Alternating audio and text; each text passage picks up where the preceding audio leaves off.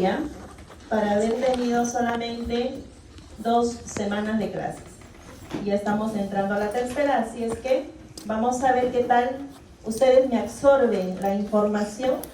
Terminada esta hora y media, si salen con esta capacidad de poder interpretar la línea, en este caso la línea roja, en lo que es anemias, y a nivel de los blancos, como le digo, es el otro extremo, interpretar leucemias es un tema inmenso, pero voy a hacer maravillas con ustedes, pero necesito su total atención.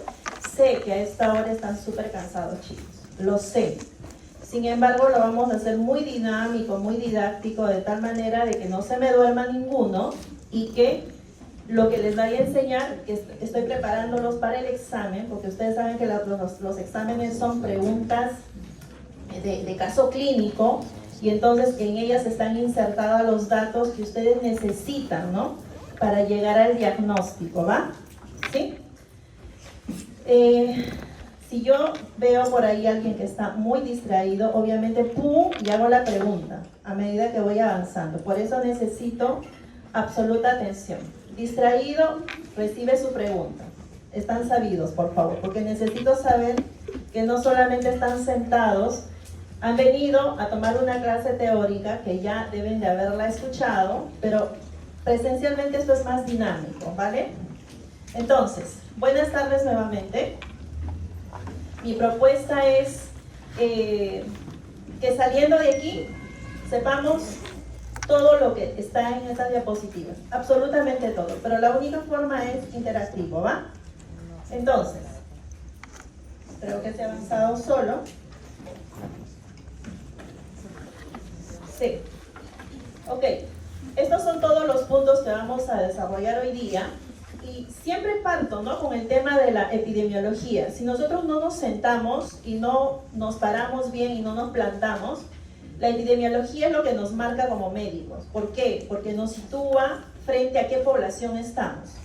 Y yo parto diciendo esto: somos una población anémica, y esto hace que la interpretación de las anemias tenga que ser prodigio, impecable, excelente. No se nos puede pasar, no se puede cometer errores al momento de interpretar anemias, absolutamente. ¿Por qué? Porque somos. Y esto hace que nuestro sistema inmune sea el punto de partida de que estemos con el sistema inmune deprimido. Al estar el sistema inmune deprimido, ¿qué pasa? Obviamente, todas las enfermedades víricas, bacterianas, alérgicas, parasitarias, micóticas, todas inmediatamente crecen en el organismo, y esto hace que los pacientes a las diferentes edades puedan tener polidiagnósticos y no nos enfoquemos en una sola, ¿de acuerdo? Entonces, la epidemiología es la base de todo. Se habla de 4 contextos epidemiológicos en cualquier caso clínico. ¿Cuál es el primero? Grupo. Está presente en mi grupo, supongo, ¿no? Epidemiología. ¿Está mi grupo presente hoy día? ¿Qué contextos epidemiológicos abarcamos en un caso clínico?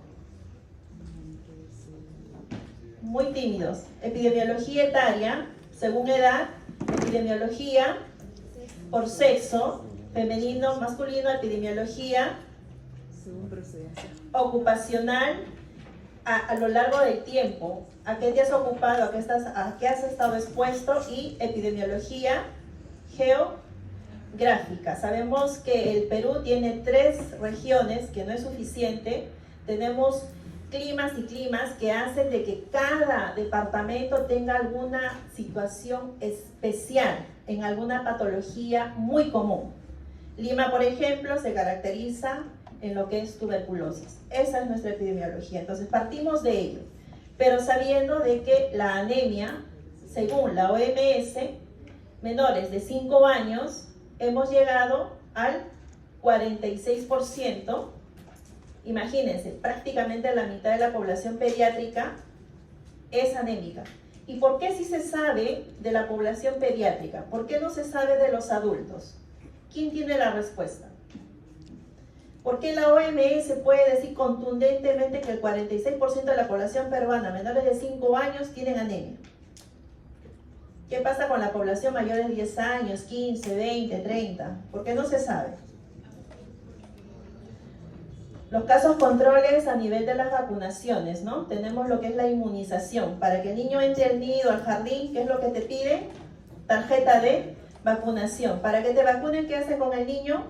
Todo el control, peso, talla y la hemoglobina. Por eso, contundentemente, fehacientemente sabemos que nuestra población es anémica. Si menores de 5 años parten con anemia, el nivel, el percentil, la cuantificación, la inteligencia, ¿cuánto puede ser el ponderal? Bueno, son niños que van a dormir, son niños que no tienen concentración, son niños que no pueden desarrollar su capacidad intelectual. Ese es el inicio de todo. Los 5 primeros años del ser humano es donde uno puede desarrollar todas sus capacidades. Después de los 5 años es solamente pulir. Por eso se dice que menores de 5 años tú les puedes enseñar hasta 6 idiomas a la vez. Lo aprenden. Música, lo aprenden. Pasado los 5 años no hay forma, chicos. ¿Va? Entonces, parto con ello.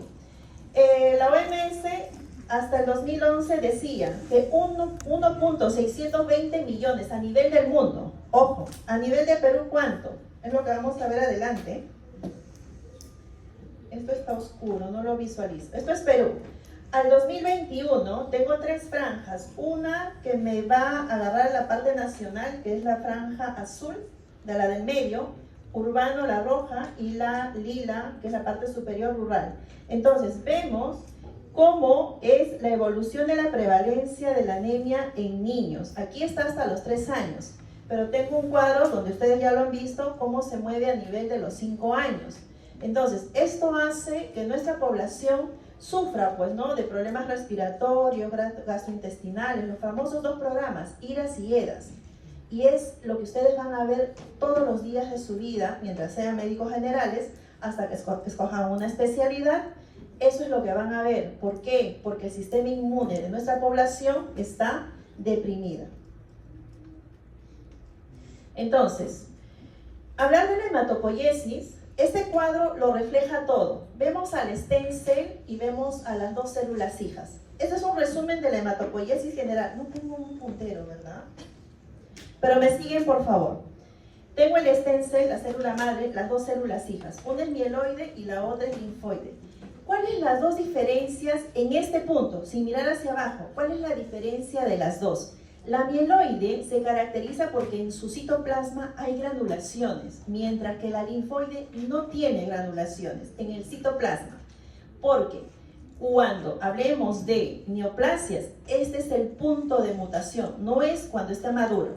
Entonces, a nivel de la mieloide, ¿qué es lo que voy a tener? Ahí están los glóbulos rojos, que son los hematíes, las plaquetas y todas las que tienen gránulos. ¿Ven cómo aquí a la maduración ya se visualizan los gránulos?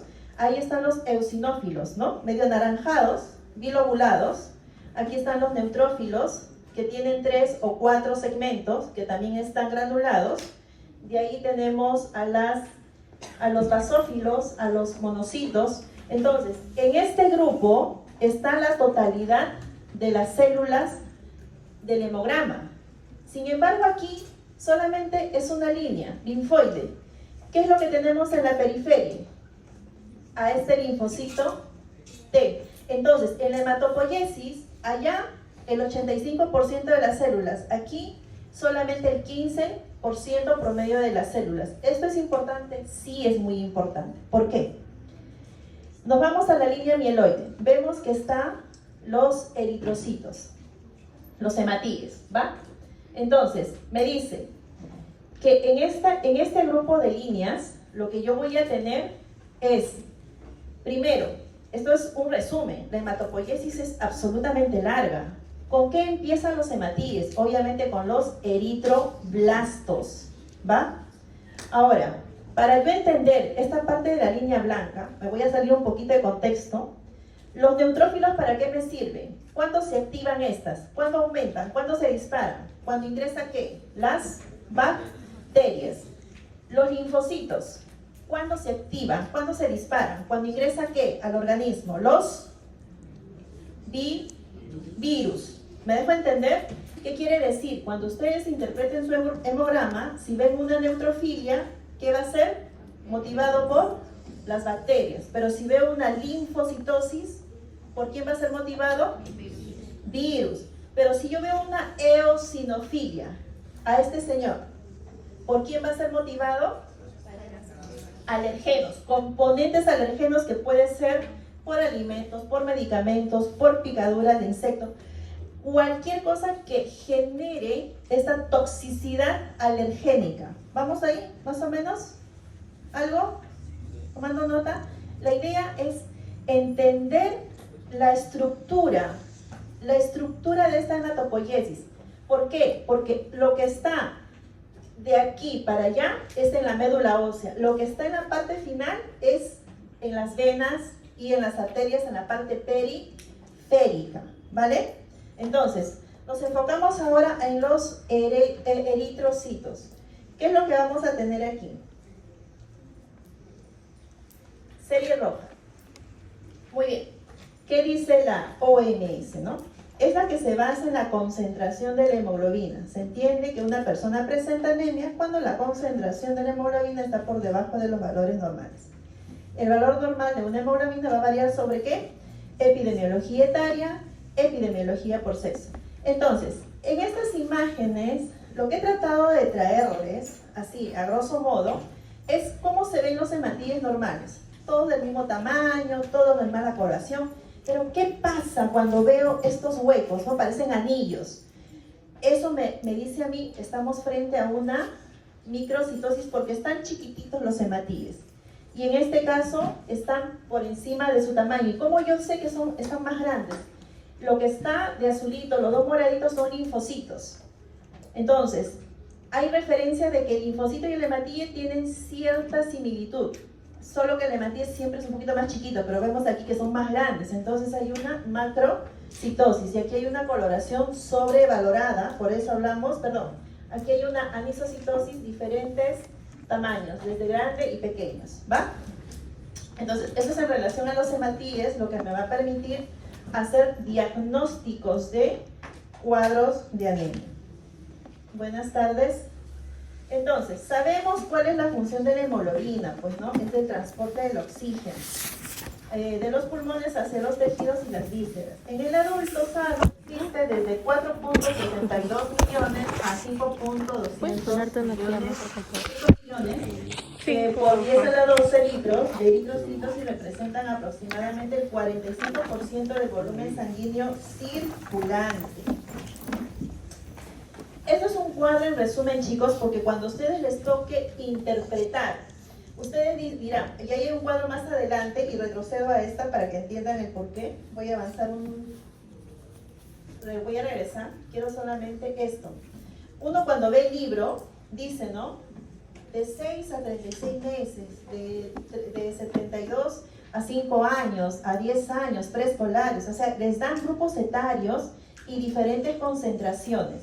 Yo les sugiero algo a ustedes, que manejen un estándar, valores que les permita de manera rápida decir, estamos en cuadro de anemia. Ahora, si ustedes quieren ser exquisitos, son pediatras, neonatólogos, geriatras, ya, está bien, pueden aplicar este cuadro.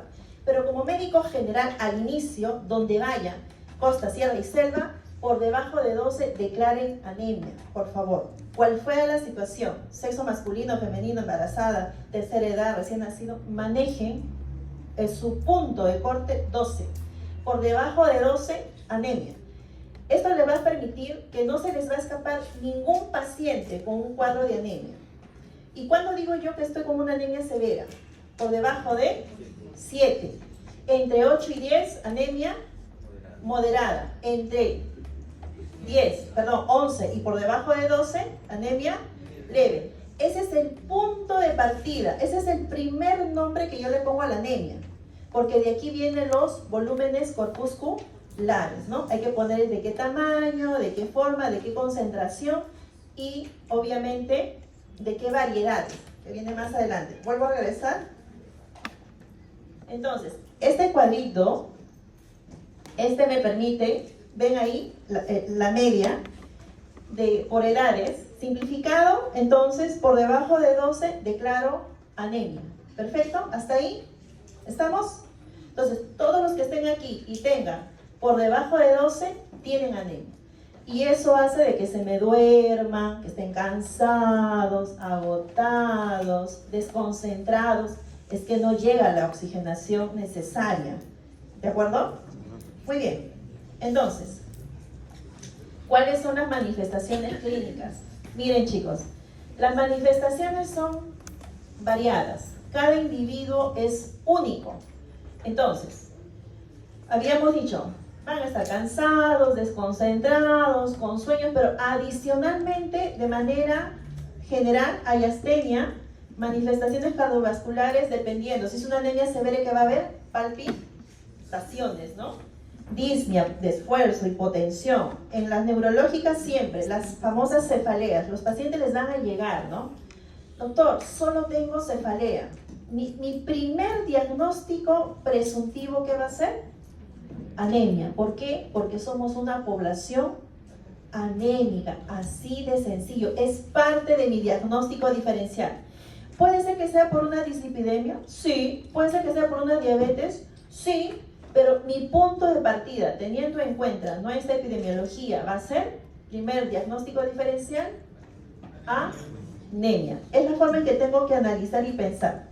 Manifestaciones a nivel de la piel, clarísimo, pues no todas las palideces habidas y por haber. Cuando yo aplico palidez, tengo que aplicar una cruz, 2 cruces o 3 cruces. ¿Qué quiere decir? Una cruz, una palidez leve. 2 cruces, una palidez moderada. 3 cruces como papel. Ustedes van a ver esa expresión cuando un paciente les llegue por emergencia. Doctor, está como papel. Ok, clínicamente me está diciendo qué tipo de anemia. Severa, muy bien. Tú, por clínica, tú ya tienes el diagnóstico. ¿Qué va a ser el hemograma? Solo te va a respaldar tu apreciación clínica, ¿vale? Entonces, tenemos fragilidad, obviamente, de las uñas que se van a romper en vasos de anemia severa o de rápida instalación, piel fría, húmeda, disminución del volumen de orina, dolor precordial, etc., etc. Eso es en anemia severa. Vamos a tener pacientes que vienen con anemias severas crónicas de 3 de hemoglobina, de 4 de hemoglobina, y los internos se asustan y dicen, doctora, ¿pero cómo? Si tiene 3 de hemoglobina. Claro, a lo largo del tiempo ese hematíe se ha adaptado en forma, en tamaño, en todo. Caminando tranquilo, en reposo, sentado, no pasa nada, pero a ver, ponlo a correr, ¡pum!, se te desploma. ¿Por qué? Porque no llega oxígeno. Hasta ahí, todos conectados. ¿Alguien tiene duda? Este es mi cuadro favorito. Chicos, les he hecho un resumen de resúmenes que aquí no se les va a escapar ninguna interpretación de algún cuadro de anemia. Entonces, vamos a ir del extremo derecho de mi lado, ustedes izquierdo, hacia el extremo izquierdo de mi lado. Vamos a, me siguen, ¿ya? Yo voy a mirar aquí y ustedes allá. Primero, por el tamaño del hematíe. Está clasificado en, obviamente, microcitosis, anemias normocíticas, anemias macrocíticas. Primero habíamos dicho por la concentración de la hemoglobina. Ya teníamos anemia leve, moderado, severo. Ahora es por el tamaño del hematíe. Microcítica, normocítica y macrocítica. Y miren toda la variedad de anemias. La primera, la cabeza, la ferropénica, ¿no? La microcítica. Vemos abajo, dice anemia ferropénica. Aparte de que el hemograma me da la hemoglobina disminuida, el volumen corpuscular medio disminuido, van a ver estos valores que son el hierro, la ferritina, la saturación de transferrina, los reticulocitos, el índice de captación, ¿todas cómo están? Disminuido. El único valor que va a estar aumentado es el RDW. Y ustedes me dirán, doctora, ¿qué es el RDW? ¿Quién me dice qué es el RDW? El índice de la distribución eritrocitaria, o también conocido como AD, la amplitud de la distribución eritrocitaria. RDW está en las siglas en inglés. ¿Qué quiere decir? Está máximo hasta el 15%, pero esta aquí dice que está aumentado, es decir, que está con 16, 17, 18. me dice diferentes formas, diferentes tamaños. ¿Han escuchado hablar del término anisocitosis y poiquilocitosis? Entonces, en las anemias ferropénicas, que son crónicas de larga data, que pueden ser leve, moderado o severo, van a haber diferentes formas, diferentes tamaños, porque a lo largo del tiempo que hacen estos hematíes se adaptan a las circunstancias, a la nutrición, al estado del paciente, porque yo no sé por qué está teniendo pérdidas, pero está teniendo pérdidas. Puede ser porque no recibe, pues no, la alimentación es pésima, o porque hay parasitosis, o porque hay una pérdida oculta. No sabemos la causa. Lo que sí sabemos es que hay una anemia severa, o leve, o moderada, crónica, microcítica, hipocrómica, con anisocitosis y poiquilocitosis. En las historias clínicas, cuando uno determina la anemia, es lo que tiene que escribir, interpretando cada volumen corpuscular. ¿Y qué es lo que uno ve en las historias clínicas? Número 1, anemia. Número 2, neumonía. Y uno se jala los pelos y dice, pero, anemia, ¿qué tipo de anemia? Miren la cantidad de anemias que hay. Entonces, tenemos que ser clínicos. Nos vamos a la segunda fila. Anemia por enfermedades crónicas. ¿Qué me dice, no? Que la ferritina está normal o aumentado. Ferremia es el hierro. El hierro, normal o aumentado. El índice de captación, normal o disminuido. La saturación de transferrina, normal o disminuido. Los reticulocitos disminuidos. Y el RDW, normal o aumentado. Entonces, hay una gran diferencia con la anemia ferropénica. Ustedes, cuando tengan su caso clínico, no se pueden equivocar, porque ya estamos aprendiendo que todo, ¿cómo está? Excepto el RDW. ¿Hasta ahí? Van a tener casos clínicos, chicos, en relación a este tema, en el examen. Si me están tomando atención, si me están escuchando, entonces, ¿cómo están todos los valores? Disminuidos. Desde la hemoglobina, el tamaño del hematíe, la coloración del hematíe, el único que va a estar elevado, ¿qué es? El RDW. Listo. El que sigue es la anemia sideroblástica. Vemos que la ferritina, en este caso, está sí obligatoriamente aumentado, el hierro normal y el sideroblasto en plomo aumentado.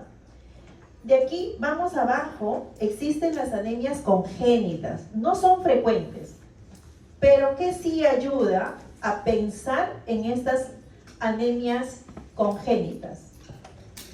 ¿Qué pasa en nuestros antecedentes? ¿Qué preguntamos? Si papá, mamá, abuelos, tíos han tenido alguna patología congénita relacionada a los cuadros de anemia. Si a mí me dice, sí, han tenido talasemia o alguna hemoglobinopatía, suficiente para yo pensar y sospechar en mi paciente. ¿Estamos? Y para eso yo direcciono una prueba relacionada a las talasemias. Nos vamos a las normocíticas. Vemos que el volumen corpuscular medio va de 80 a 100, estamos en el centro. ¿Qué tenemos? Anemias hemolíticas, hemorragias agudas, esos son en relación cuando los reticulocitos están aumentados, pero cuando los reticulocitos están normales o disminuidos, ¿qué vamos a tener? Anemias, enfermedades crónicas o aplasia medular.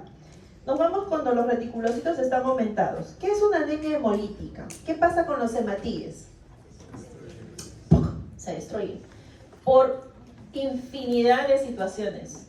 Puede ser por una cuestión hepática, donde la bilirrubina arrasa con todo, o puede ser por una enfermedad autoinmune, donde ingresa un anticuerpo que destruye a los hematíes, se listan.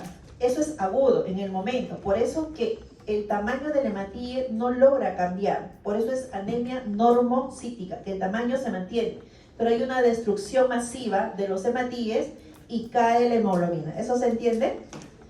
Sin embargo, ¿cómo está, no? Aquí tenemos la triada: anemia, ictericia y esplenomegalia. Punto. Si en el caso clínico a ustedes les insertan anemia, está ictérico y hay una esplenomegalia, ¿en qué sospecho? En anemia hemolítica. ¿Vale? ¿Todos? ¿Todos?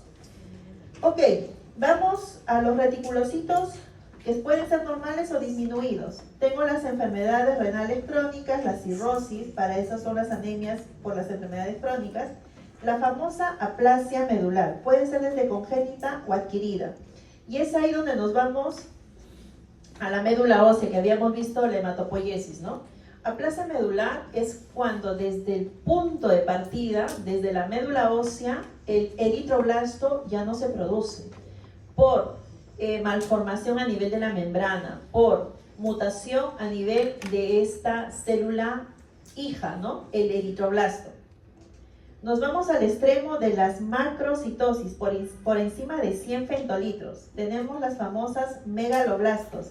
La más común, la anemia megaloblástica por deficiencia de vitamina B12 y ácido fólico. Así de sencillo. ¿Qué es lo que marca para esta patología? Según la epidemiología, ¿mayor para qué sexo? Femenino. ¿Qué edades? A partir de los 45, 60 años. ¿Cuál es el centro de que no se absorba estos dos componentes? Problemas gastrointestinales, porque ¿dónde se absorbe la vitamina B12 y el ácido fólico? En el yeyuno. Los músculos ciliares están atrofiados, entonces no hay cómo absorber vitamina B12 y ácido fólico y hace que los eritroblastos se muten, van a ser gigantes, por eso la palabra megalo. ¿Qué nos dice aquí? Los neutrófilos van a ser polisegmentados. Habíamos dicho que los neutrófilos tienen 3 o 4 segmentos. Polisegmentados es 5, 7, 8 segmentos. Eso es polisegmentados. ¿Sí se entiende? Cuando yo veo la lámina periférica, estos neutrófilos obviamente los voy a ver con varios. Ese es mi punto de partida. Ajá, acá lo que yo tengo es un neutrófilo con varios segmentos. ¿Estamos? Y además, ¿qué vamos a ver? ¿Cómo van a estar los hematíes? Gigantes, macrocíticos. Neutrófilos con varios segmentos, hematíes gigantes, todo gigante, ¿no? Incluso hasta las plaquetas son gigantes. Entonces, tenemos también que se puede denominar anemia perniciosa por malabsorción. Hay una gastrectomizado, una dieta vegana, parásitos, incluso los HP. También tenemos megaloblastos en los déficits de la B9 o ácido fólico, que es lo mismo. Y en el otro grupo gigante, los no megaloblastos, ¿no? Que son los síndromes melodistásicos, los reticulocitos aumentados, reticulocitos normales, pero por enfermedades afines como hipotiroidismo, alcoholismo, hepatopatías. Ahora, nuestro grueso, que ustedes van a percibir en nuestra población, son las anemias ferropénicas. ¿Por qué creen ustedes? ¿Sabemos alimentarnos? ¿Alguien puede contundentemente decir, doctora, yo desayuno de acuerdo a mi edad, a mi sexo, a mi peso, a mi talla, las cantidades de proteínas en las mañanas, proteínas en la tarde, proteínas en la noche? Nadie. Nuestra cultura se basa a base de ¿qué? Full carbohidratos. Empezamos por el pan, harina refinada. Seguimos con el arroz, con el fideos, con la papa. Todo es almidón. Todo eso, ¿a qué conlleva? Al sobrepeso, a, obviamente, hipertensión, a diabetes, a la mala alimentación. Ese es el punto de partida. Ahora, yo por ejemplo veo bebidas gasificadas, veo bebidas como el Gatorade. Yo les aconsejo algo. Si a mí, obviamente, me hubiesen dicho así en pregrado, jamás, ¿no? O sea, las bebidas gasificadas, azucaradas, no las hubiese tomado. Pero yo se los digo a ustedes. Lamentablemente, si ustedes leen en la etiqueta donde dice de qué está hecho, hay que está señalado, ¿no? Y con letras grandes, hay una Inca Kola allá. La famosa cetralina, ¿no? Si ustedes se preguntan de dónde proviene, ¿saben de dónde proviene? Es un derivado de petróleo. ¿Por qué usan derivado de petróleo? Porque necesitan que la bebida se mantenga gasificada y dure más de 6 meses. Normalmente estas bebidas, por la cantidad de azúcar que le ponen, se debería de fermentar, pero no se fermenta, se mantiene. Y ojo, no están usando azúcar normales, usan azúcar química. Todo es absolutamente fórmula, no es azúcar de caña. Entonces, todo esto, lamentablemente, ¿a qué conlleva? ¿No? Conlleva a lo que son las neoplasias, ¿no? Neoplasias de estómago, de colon, etc. Les sugiero agua. Si no les gusta el agua sola, pueden tomar su limonada, agua de manzana, sin azúcar, obviamente, ¿no? Eliminen el azúcar de sus dietas. Es un sano consejo, chicos, si realmente quieren llegar a una longevidad. Ustedes como médicos se convierten en personas muy valiosas en todos los aspectos, ¿de acuerdo? En todos los aspectos. A partir de que escogen esta carrera para adelante, son personas muy valiosas para la población. ¿Por qué? Porque nosotros tenemos que dar el ejemplo a la población de la correcta alimentación. Partamos de nosotros, ¿va? Continuamos. Muy bien, este cuadro me resume la absoluta cuadros diferenciales, diagnósticos diferenciales de lo que son las anemias. Entonces, si yo les presento un caso clínico, paciente de 5 años con 17 kilos, hemograma, 7 de hemoglobina, microcítica, hipocrómica, con anisocitosis, hipoiquilocitosis, hierro disminuido, ferritina disminuida, saturación de transferrina disminuido, el índice disminuido, RDW aumentado. ¿Qué tenemos? Anemia por deficiencia de hierro. No puede haber dudas. ¿Estamos? Tienen una pregunta aseguradísima. Muy bien. Entonces, el hematocrito, ojo, hay una cuestión que dice, ¿no? Multiplica por 3 de hemoglobina y tienes el hematocrito. En cierto modo se puede aplicar siempre y cuando seas un paciente estable, que no estés enfermo. Pero en un paciente enfermo no, chicos. ¿Por qué? Porque el hematocrito depende de ¿qué? El plasma. Depende la hidratación. Un paciente que llega con diarreas y vómitos, ¿yo puedo hacer esa simplificación del 3 por 1? No, porque el plasma en un deshidratado está absolutamente disminuido. ¿Y qué pasa con el hematocrito? Va a haber una hemoconcentración. Yo a mis dos grupos ya les estoy enseñando a interpretar en el alto nivel. ¿Qué quiere decir? Que cuando tengas un paciente de urgencia que ingresa con fiebre, ¿la fiebre deshidrata o no? Me ingresa con 39.5, me está deshidratando. Me dice, está vomitando el paciente, ¿no? Está vomitando, deshidratación. Tiene edemas, deshidratación. Todos esos aspectos hacen que este hematocrito se hemoconcentre. Por ende, va a parecer que su hemoglobina está un poquito elevado, pero ojo, hidrátenlo y van a tener la hemoglobina real. Entonces, esto de 3 por que yo multiplico y tengo el hematocrito aplica en personas absolutamente sanas. ¿Por qué? Porque están hidratados. ¿Vamos? ¿Se entiende? Ya. Seguimos.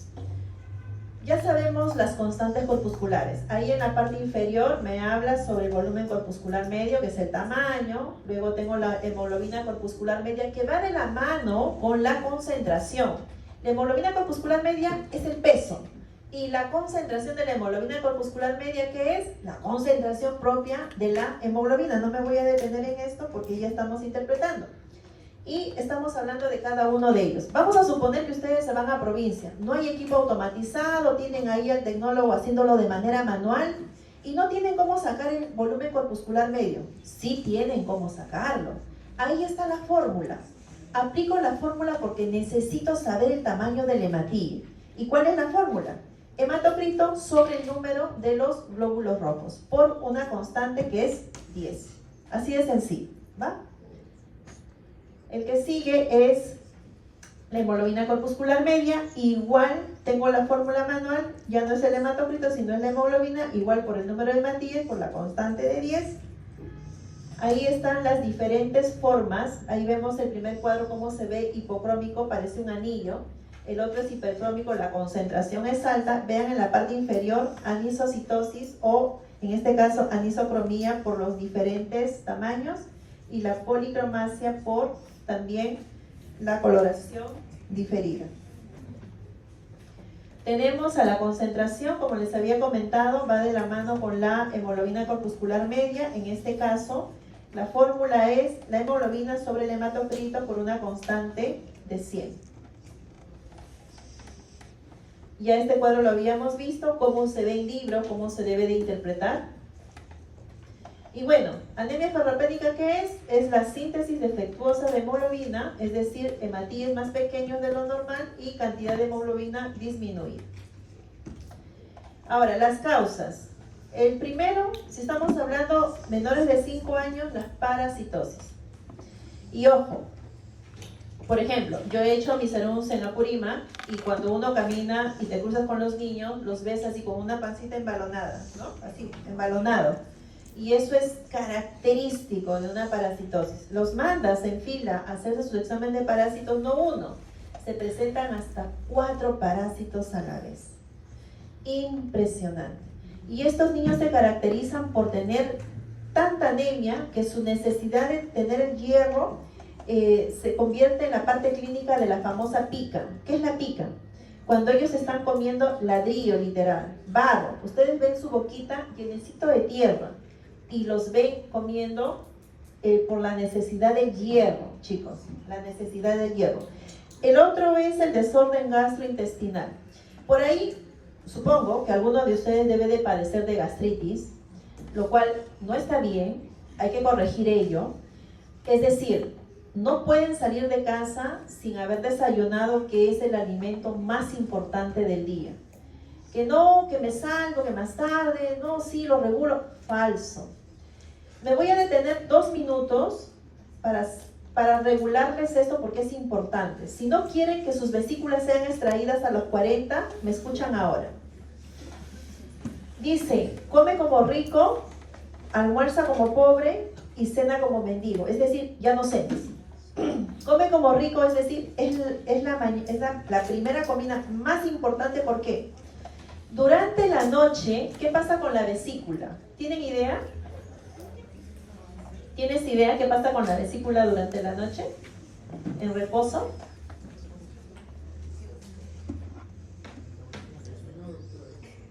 No. ¿Qué pasa en la noche con la vesícula? ¿Quién sabe? Fisiología pura, anatomía y fisiología pura que ya la pasaron. Ya, yo les cuento. Que no tengo tiempo, dije 2 minutos, te lo voy a decir. La vesícula se empieza a llenar de un componente que ya saben de qué se llena, bilis.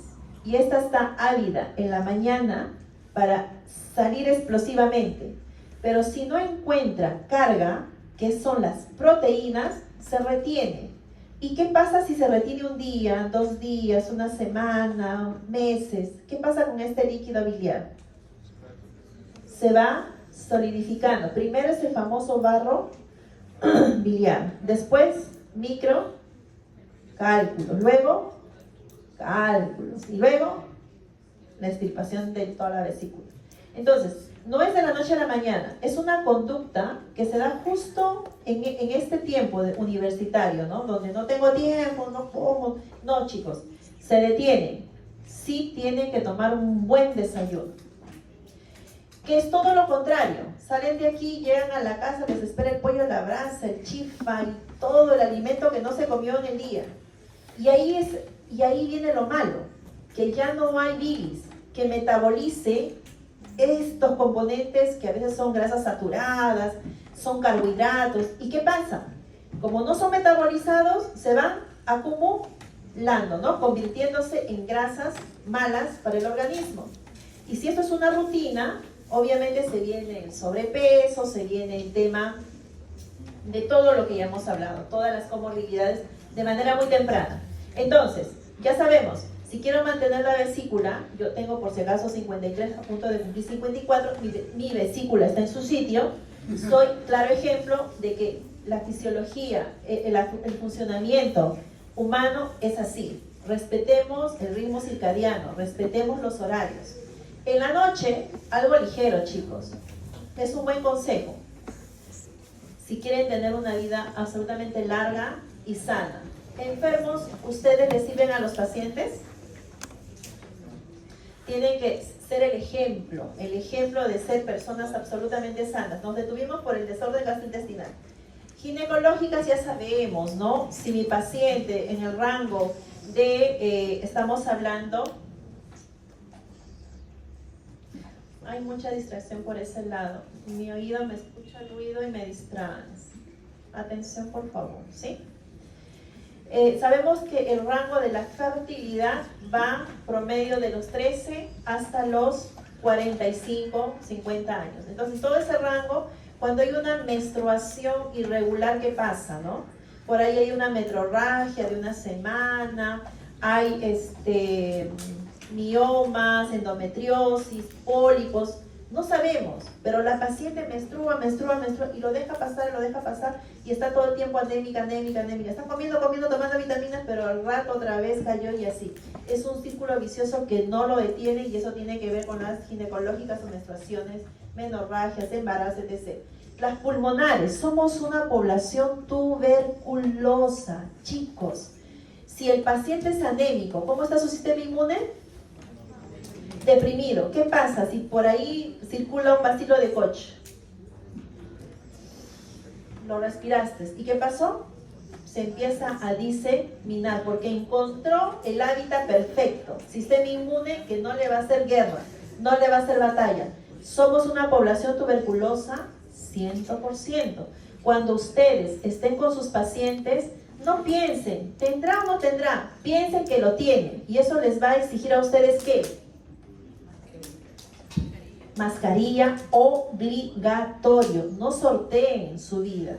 Ustedes pueden ser que no hagan la enfermedad. Por ejemplo, si a mí me hacen un PPD, ¿qué va a pasar? ¿Cómo va a salir ese PPD? Positivo, porque sí, he tenido contactos, obviamente, tengo más de 25 años trabajando en el hospital, trabajo en el Hipólito Unanue. El Hipólito Unanue es una sede tuberculosa, y lo saben perfectamente. Por ahí me he cruzado, sí, pero los anticuerpos, el sistema inmune hace de que no hagas la enfermedad. ¿Estamos? Seguimos. Urológicas. Bueno, ahí las patologías urológicas, siempre y cuando la visión sea, la hemorragia sea franca, ¿no? Y tú dices, voy a ir sangre. Pero tenemos las que son ocultas, que no se ven, pero cuando le haces un examen de orina van de más de 50 hematíes que no son visibles, pues, ¿no? Por eso es un examen de orina. Las nasales, los que sufren con rinorrea, alergias, epístasis, apístasis, ¿no? Entonces, como que no le dan importancia, sin embargo, es parte de. Los que donan sangre, ¿no? Hay un periodo que deben donar 3 meses, cada 3 meses, y son donadores continuos, hay que tener cuidado. Y los pacientes que hacen diálisis, definitivamente, pues las anemias son severas, ¿no? Las disminuciones por absorción, siempre están las enfermedades celíacas, las gastritis atróficas, Helicobacter pylori, las cirugías bariátricas, los famosos tánatos, los fosfatos, fitatos, alimentos ricos en calcio, etc. Aportes de bajo en hierro, cuando hay un incremento de requerimiento, ¿no? La infancia, adolescencia, cuando hay un proceso de la eritropoyetina, embarazo, lactancia, obviamente en estos pacientes hay un aporte, hay un requerimiento mayor. ¿Qué pasa en una embarazada? Nuestra población, en general, empiezan su embarazo con 11 de hemoglobina. ¿Consideran que ese embarazo va a ir bien? Punto de partida, ojo, ¿ah? Si alguien se va a embarazar, ¿qué tengo que hacer? Primero, prepararme, ¿no? Tener una hemoglobina excelente y antes de, tengo que preparar ese útero y obviamente los suplementos. Como no se hace, ¿cómo nace este nuevo ser? Totalmente bajo de peso, anémico. ¿Futuro qué? Nuevo futuro, parte de la estadística de anemias ferropénicas. ¿Estamos?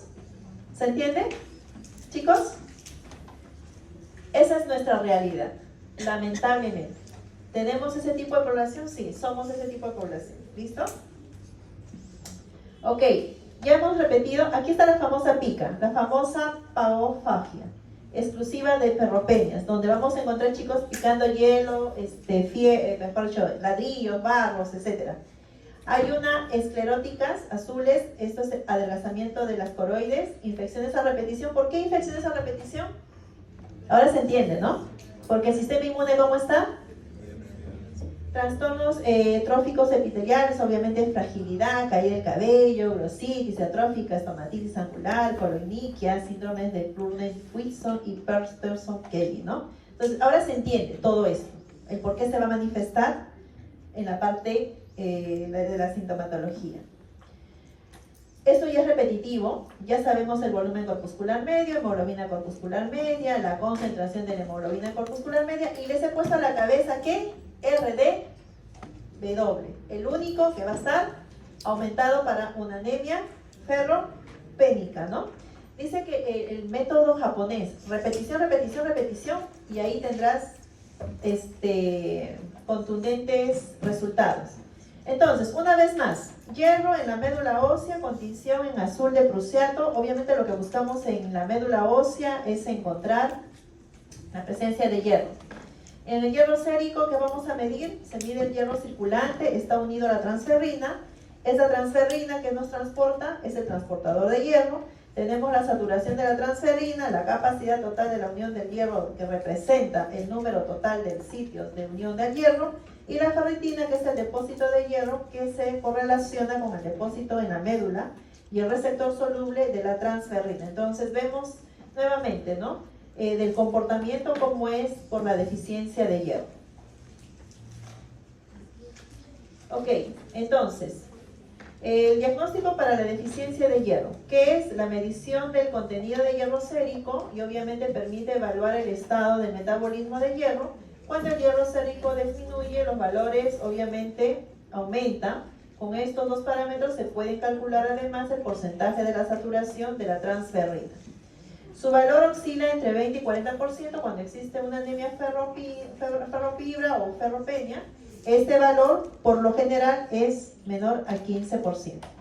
Eso es en relación al hierro y la ferritina. Vamos a tener pruebas especiales de todas las que ya hemos mencionado. El hierro en la médula ósea, obviamente, entendamos de que para yo tener contundencia voy a hacer un procedimiento invasivo. Hacer un aspirado de médula ósea es atravesar obviamente la parte ósea, la parte esponjosa, extraer la médula ósea para verificar que a nivel central haya o no haya hierro. Es un poco extremo, pero si no hay necesidad, ahí nomás. También podemos medir los sideroblastos en médula ósea y entre otras pruebas, ¿no? Y aquí lo que estamos definiendo es deficiencia de hierro, tenemos las talasemias, anemias de las enfermedades crónicas, anemias sideroblásticas, incluso envenenamiento por plomo, de cómo se van comportando cada uno de estos parámetros. La famosa anemia megaloblástica. Habíamos hablado un poco de ella. Es el tamaño de los glóbulos rojos mayor del rango normal. Puede ser causado por ¿qué? Anomalías en la producción de la médula ósea, que es en la primera instancia. Habíamos dicho que hay una mutación a nivel de los eritroblastos, la composición alterada de la membrana de los glóbulos rojos, el aumento del porcentaje de los reticulocitos, más grandes que los glóbulos rojos maduros, y la mayor parte de las anemias megaloblásticas son ocasionadas por la carencia, sabemos, del ácido fólico y la cobalamina. Entonces, ¿qué es la anemia megaloblástica? Es un proceso sindrómico que tiene su origen en un defecto de maduración del glóbulo rojo, teniendo como consecuencia inmediata una supervivencia disminuida o una destrucción acelerada de los mismos.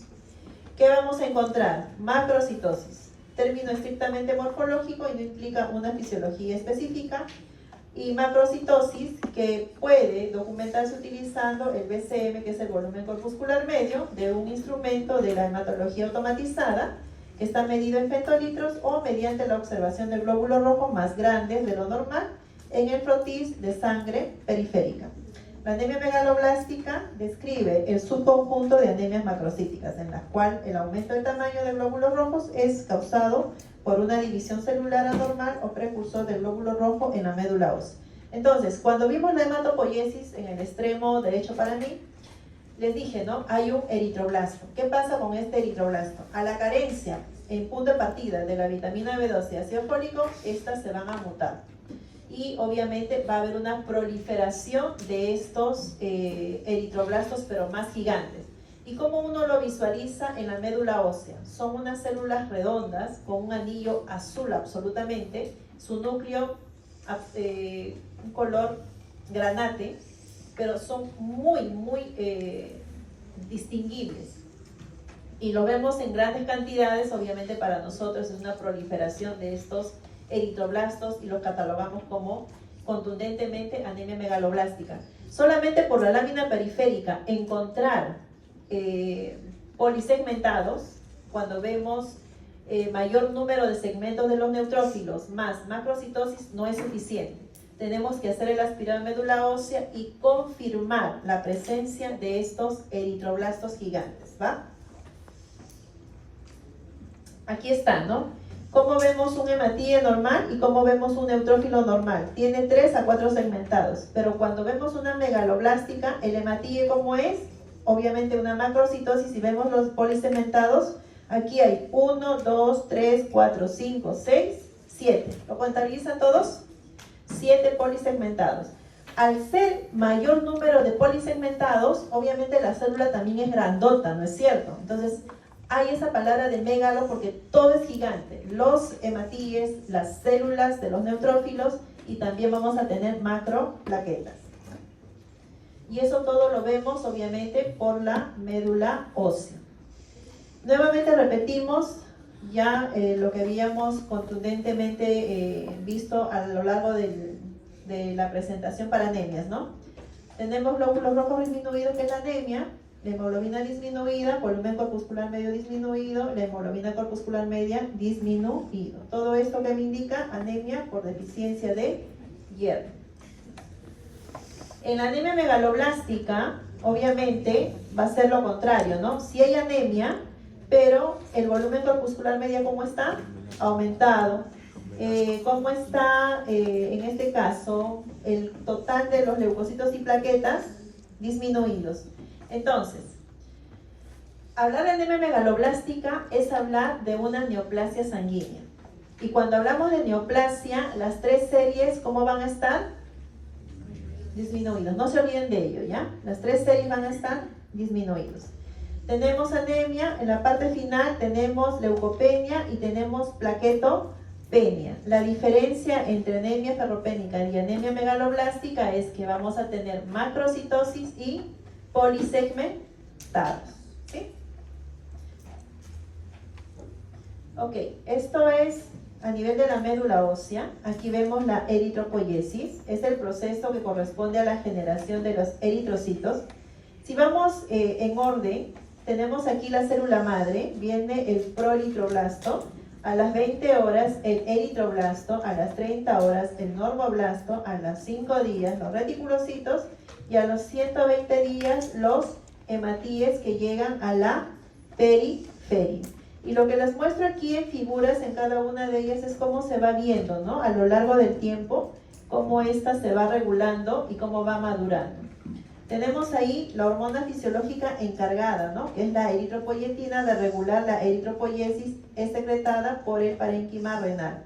Entonces, en este punto donde está la célula madre, que para mí es el eritroblasto, estamos en la primera figura, en la parte superior, donde dice proeritroblasto, es aquí donde se da la mutación, cuando hay la sospecha de anemia megaloblástica.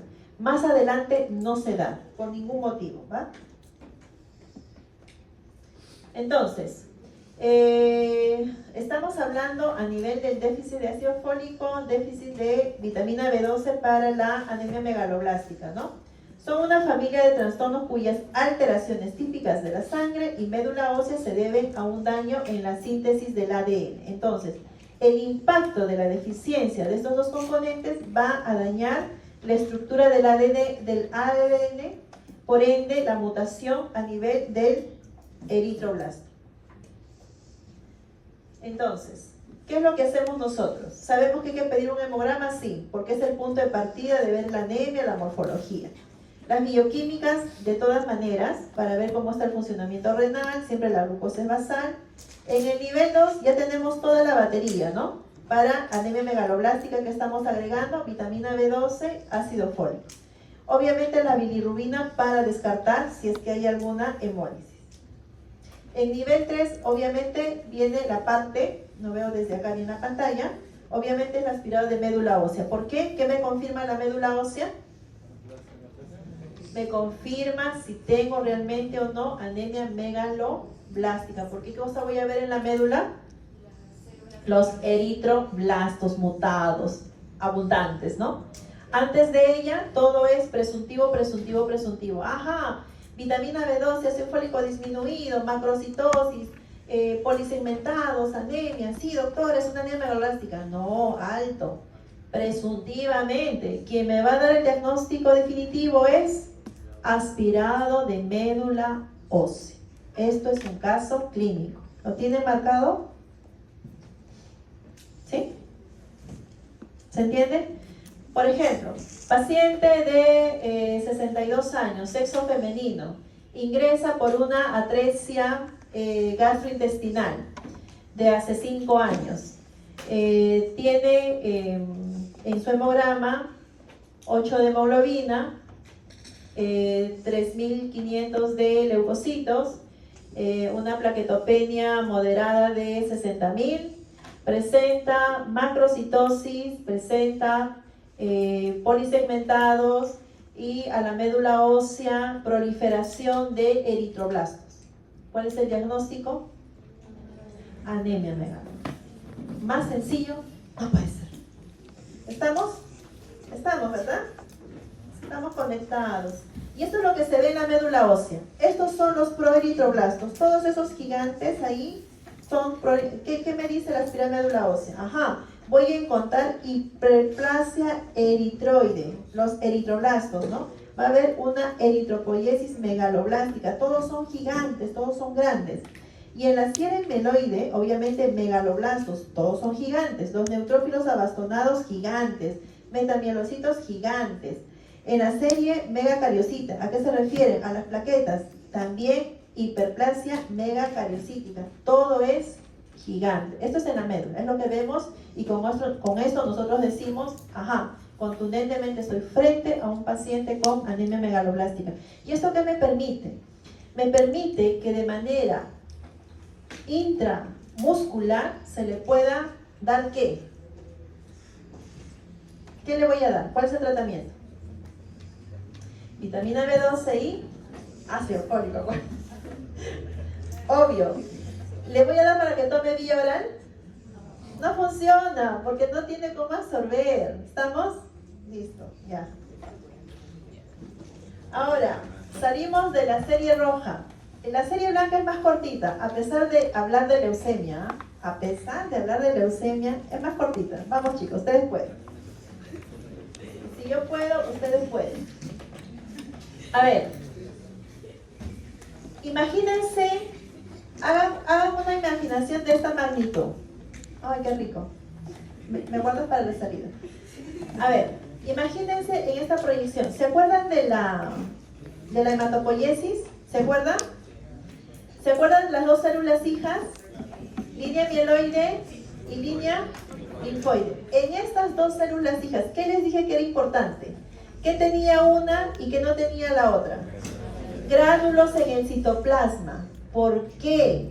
Porque cuando yo vea en el hemograma estas células, lo que voy a solamente diferenciar, y la máquina lo único que va a diferenciar es presencia o ausencia de gránulos.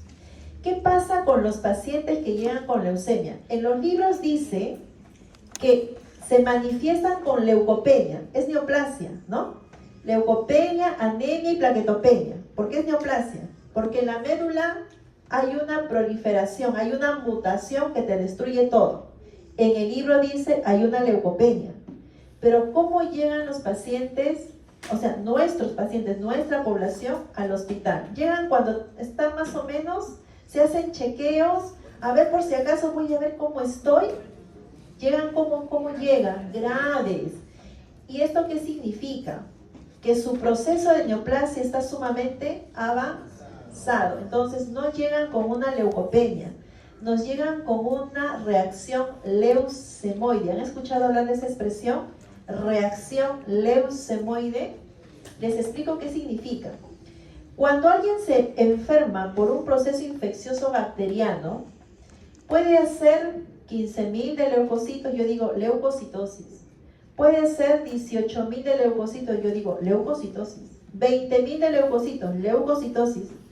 ¿Habrá 30.000 leucocitos en una infección bacteriana? ¿Qué piensan ustedes? El organismo se está defendiendo.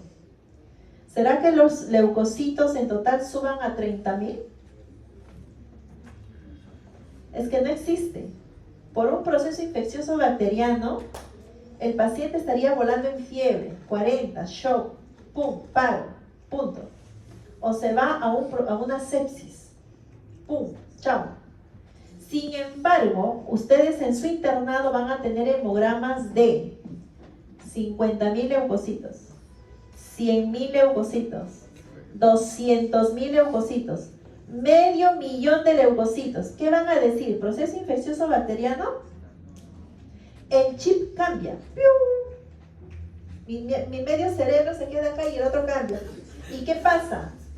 ¿Qué digo? Esto es una reacción leucemoide. Eso que vimos en la segunda fila, células hijas, línea mieloide y línea linfoide, en ese nivel, ¿qué es lo que pasa? La mutación de estas dos células y su invasión a nivel de la médula es tal que se va a la periferia, y en los hemogramas es lo que vamos a ver.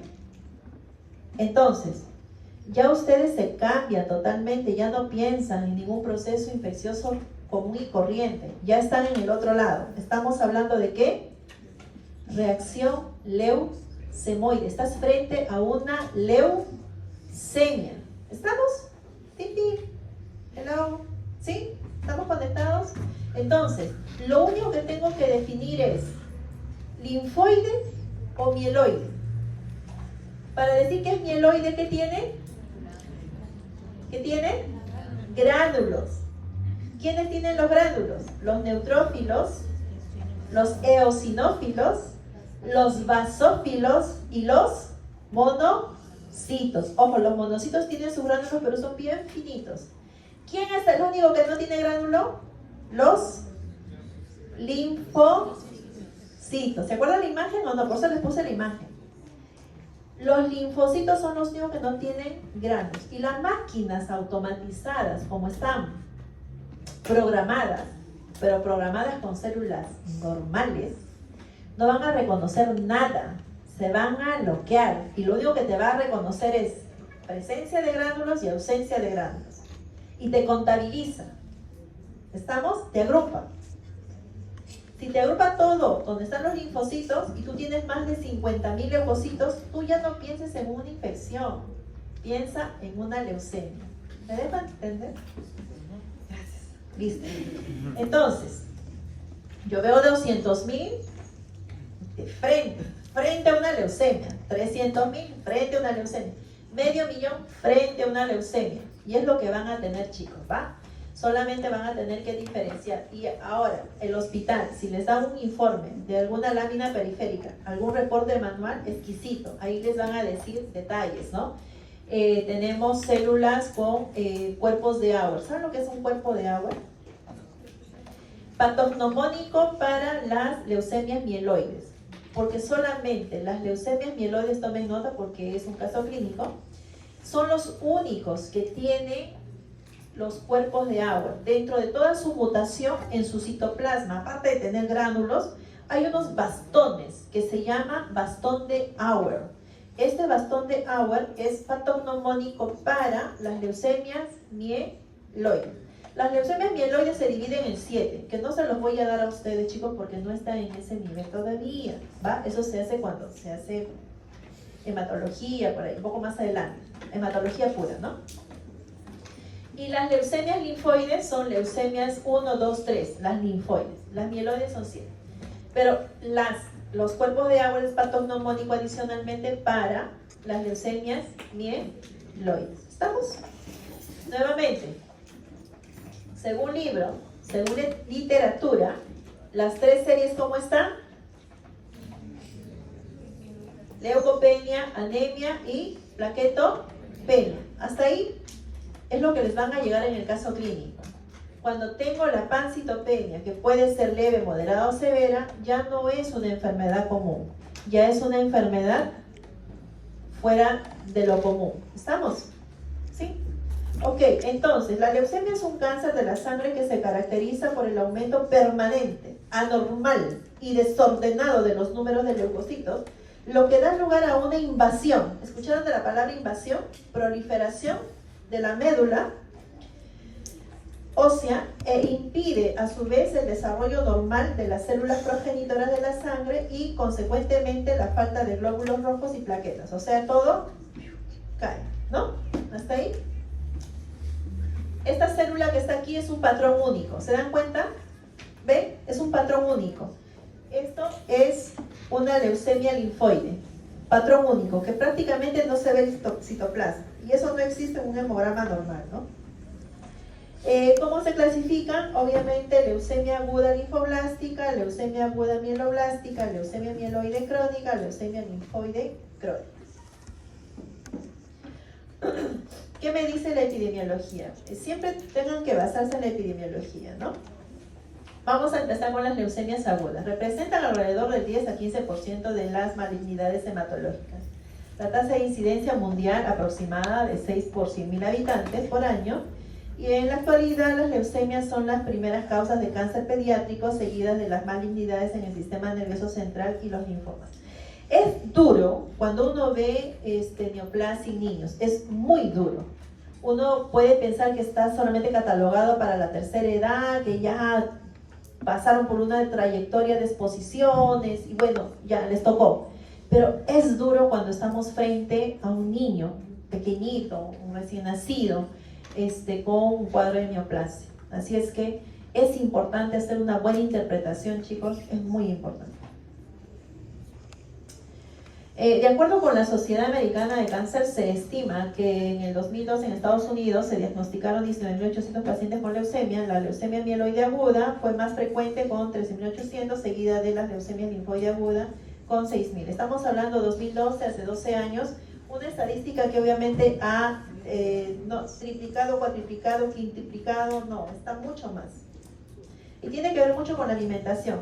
Y justo repetimos aquí un resumen de esta hematopoiesis, ¿no? Vemos la célula madre, el stem C, vemos la célula mieloide, la célula madre linfoide. Ese es el nivel donde se va a dar la mutación, no debajo de ella, no debajo de ella. Es en ese nivel que se da la mutación. Por ende, ya no hay desarrollo celular hacia abajo, ¿no? Entonces, la hematopoiesis es un proceso de división de los progenitores celulares en dos líneas. Durante este proceso pueden ocurrir mutaciones que al acumularse generan el amplio grupo de enfermedades conocidas como leucemias agudas. ¿Se entiende, verdad? ¿Sí? Entonces, ¿qué me dice la fisiopatología? Así las células madres hematopoiéticas multipotenciales normalmente se diferencian en linaje mieloide o linfoide, B o T, a través de un proceso de maduración complejo que está influenciado con muchos factores de transcripciones específicos. Este proceso depende de los niveles de expresión en estos factores de transcripción y sus interacciones entre sí. Ojo, para que se dé la maduración de estas hematopoiesis, yo les invito a repasar una vez más porque es bastante amplio. Intervienen interleuquinas, intervienen proteínas importantes, aminoácidos, enzimas, en diferentes niveles para que alcancen la maduración. Entonces, hay que entender que no solamente estos componentes ligando se van a atrofiar en un punto cuando hay una exposición por radiación, por químicos, por todo lo que podamos estar expuestos, muy aparte de que pueda ser un contexto genético, que haya una línea genealógica donde el abuelo, el papá, el hermano ha tenido, entonces es más sencillo inclinar la balanza, pero si yo no tengo nada de antecedentes, entonces tengo que buscar factores externos, que hay muchísimos hoy en día, ¿no?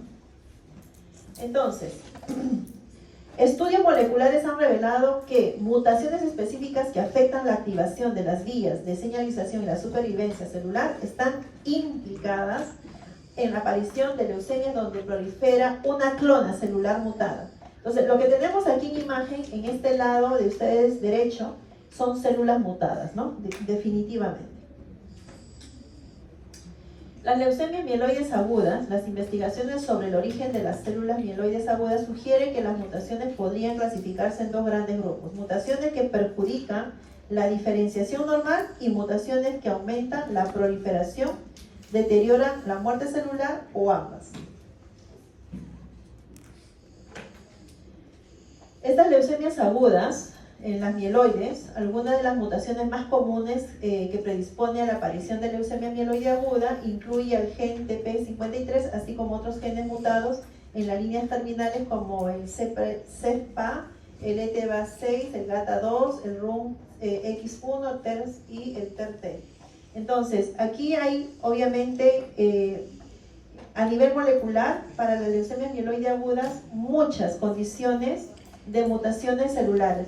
Esto definitivamente es solamente para conocimiento, no se los voy a preguntar, pero sin embargo tienen que saber de que hay muchas líneas germinales que pueden conllevar a estas mutaciones. El mecanismo para, ahora la linfoblástica, ojo, el mecanismo molecular para la aparición, escucho voces y me es difícil seguir. O sea, si no me van a prestar atención, por lo menos no hablen, por favor. Gracias.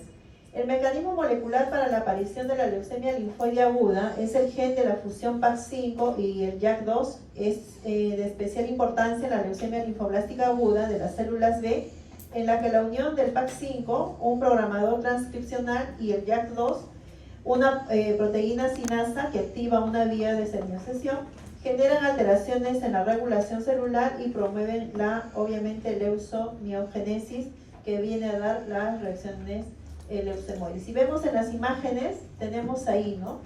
Los dos receptores, los dos componentes, tanto el JAK como el PAC5.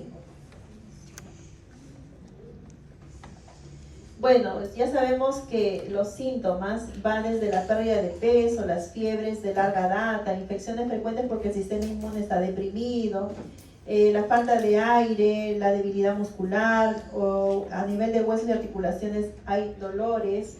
A nivel psicológico, el cansancio, la pérdida de apetito, los ganglios obviamente se van a empezar a inflamar por doquier, vaso, hígado van a estar ampliados, va a haber una esplenomegalia. A nivel piel, lo más representantes son estas petequias, ¿no? Estas lesiones purpúricas propios de las anemias severas. Entonces, esto es lo que tenemos, ¿no? En el segundo cuadro donde dice síndrome purpúrico, estas lesiones son muy clásicas, chicos. La piel completita van a ver esas púrpuras, las anemias por la palidez, las infecciones micóticas porque el sistema inmune está deprimido. Obviamente hay una hemorragia digestiva alta, tenemos las hepatomegalias, una esplenohepatomegalia y las infiltraciones reticulares unilaterales en las leucemias agudas. Esto es lo que vemos en niños y como les digo, es muy duro de verdad cuando uno ve niños. Ahora, las sospechas clínicas empiezan desde una palidez, una abstenio, somnolencia, esto viene con la hemoglobina baja, fiebres, infecciones recurrentes porque hay una neutropenia, petequias, equimosis, hematomas porque hay una trombocitopenia, y ahí tenemos las tres series, ¿no? Absolutamente, ¿cómo están? Disminuidas, dolor óseo, linfadenopatía, dolor abdominal. Y bueno, los exámenes sabemos, a la cabeza ¿qué? Hemograma, todos los perfiles hepáticos, renales, la coagulación. El contundente, el que me va a dar el diagnóstico, ¿qué es? AMO, aspirado de médula ósea, que me va a permitir leer el mielograma. Y la biopsia solamente si es que es necesario. La citometría de flujo, la citogenética y la genética molecular ya es una cuestión muy exquisita, ¿no? Que lo tienen neoplásticas para solamente tipificar el cáncer. ¿Estamos? Bueno, aquí hay una diferenciación cómo se ve las leucemias mieloide agudas y cómo se ven las leucemias linfoide aguda. Me voy a ir solamente a la parte del laboratorio donde me indica que a nivel de la inmunofenotipo, la característica para las leucemias mieloides agudas es el CD13, CD14 y CD33. Y miren la variedad que tiene las leucemias linfoides agudas. desde el CD10, CD19, CD22, CD3, CD7, CD5, CD2. Entonces, vemos la diferencia entre la leucemia mieloide aguda y la leucemia linfoide aguda en lo que es inmunotipificación. Porque no vamos a ver tratamiento nosotros. Leucemias crónicas, a diferencia de las agudas, ¿qué me dicen? ¿No? Que los pacientes es asintomáticos por muchos años. El hallazgo incidental es una gran leucocitosis o las reacciones leucemoides por encima de 50.000. En etapas avanzadas puede haber plaquetopenias y anemias. ¿Qué vamos a ver en la lámina periférica? Muestran gran leucocitosis a predominio de qué. En este caso, si estamos hablando de leucemias crónicas, pueden ser linfocitos maduros, pueden ser leucemias linfoblásticas crónicas. Predominantes en el estirpe B. También podemos ver granulocitos maduros e inmaduros, como son los neutrófilos, abastonados, mielocitos, promielocitos, metamielocitos, y esos son células de la médula ósea, pero sin presencia de blastos en fase crónicas, las leucemias mieloides crónicas. Si vemos la imagen en la parte inferior, vemos todas las células mutadas, chicos, un amplio citoplasma. Vemos los núcleos, ¿son iguales todos los núcleos? ¿Cómo lo ven ustedes? ¿Qué dirían? De la imagen inferior, ¿los núcleos son uniformes? No, son heterogéneos, y eso es característico de las leucemias mieloides. Perdón. ¿Qué pasa con esto? Aquí está oscuro y estoy a ciegas. Ya, esta es la última, sí, esta es la última lanza. Solamente para cerrar. En la parte superior, ¿cómo están los núcleos? ¿Uniformes o heterogéneos? En la parte superior, las células, ¿son homogéneas o heterogéneas? Yo las veo iguales. ¿La ven iguales o no? Ya, ese es el comportamiento de las leucemias linfoblásticas. En la parte inferior, todas son heterogéneas. Eso es característico para mieloide, por si acaso. ¿Ya? Entonces, a ver, no sé qué hora es, nos hemos pasado, estamos justo en el tiempo. A ver, para mí es muy importante, definitivamente como docente, es no solamente dictar una clase y chao, sino que realmente lo entiendan. Para mí es muy importante. En esta fase, lo que es laboratorio clínico, que tengan por lo menos estas nociones generales, que en el transcurso del desarrollo de las prácticas van a poder preguntar en sus prácticas a cada docente, porque vamos a tener obviamente dos casos muy interesantes. Nos va a llegar la próxima semana, se me parece en esta semana, toca en esta clase. Entonces van a poder pulirlo, les va a ser muy sencillo, ¿de acuerdo? Les va a ser muy sencillo hacer la interpretación. Pero partan por el hemograma básico. Yo le he entregado a mis dos delegados. Diego, ¿dónde estás? Diego. Y Fiorella. Fiorella. Ella me recibió. Fiorella. Arriba, Fiore, así, claro. Entonces, les he pasado unos cuadros interpretativos. Puedes pasárselo a la delegada general para que se los pase a todo el mundo. O sea, si es que tuvieran alguna dificultad, chicos, si tuvieran alguna dificultad de interpretación, ¿quién es delegado o delegada general? No hay. Es por grupos. Ok, no hay problema. En todo caso, no sé cómo Fiorella y Diego harían llegar a sus compañeros los cuadros de interpretación de hemograma. Es bastante